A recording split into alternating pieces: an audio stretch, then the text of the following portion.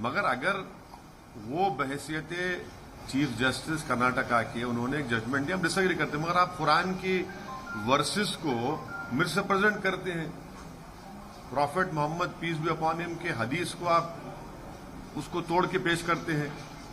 और फिर जो एक और ऑनरेबल जज साहब को जो मेंबर बनाया गया है, उन्होंने तो अपने जजमेंट में लव जिहाद का फिक्शन क्रिएट किए।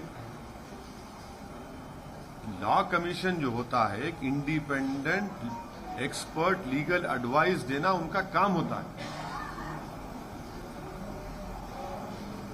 Sir, another issue, the central government in its affidavit to the Supreme Court has excluded Dalits who converted to Muslims and Christianity, saying they are of foreign origin and thereby cannot be considered into the caste system. हाँ, इस पे तो यही कहूंगा कि हाय नरेंद्र मोदी जी, आपकी मोहब्बत उन बैकवर्ड मुसलमानों से।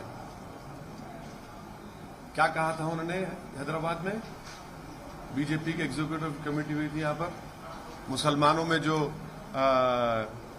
पिछड़ा मुसलमान है। क्या मोहब्बत है मोदी जी पिछड़ा मुसलमान से आपकी।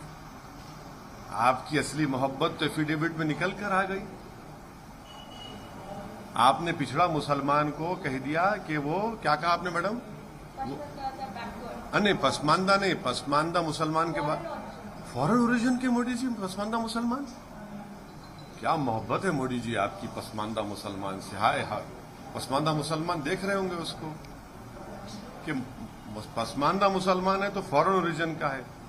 फिर राइट टू इक्वालिटी क्या है बताओ। फिर आप बताइए, भाजपा को बताना पड़ेगा कि 1950 प्रेसिडेंशियल ऑर्डर क्या वो रिलीजन के ऊपर बेस नहीं है? आप किस बुनियाद पर मुसलमान को, क्रिश्चियन को एक्सक्लूड कर रहे हैं? वो तो राइट टू इक्वालिटी का खुला वायलेशन है।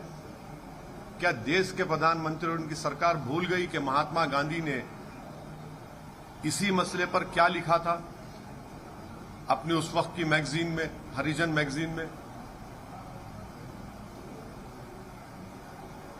आपकी मोहब्बत पिछड़े मुसलमान से, वाह क्या मोहब्बत है भाजपा की और मोदी की पिछड़ा मुसलमान से कि उनका ओरिजिन इंडिया का नहीं है।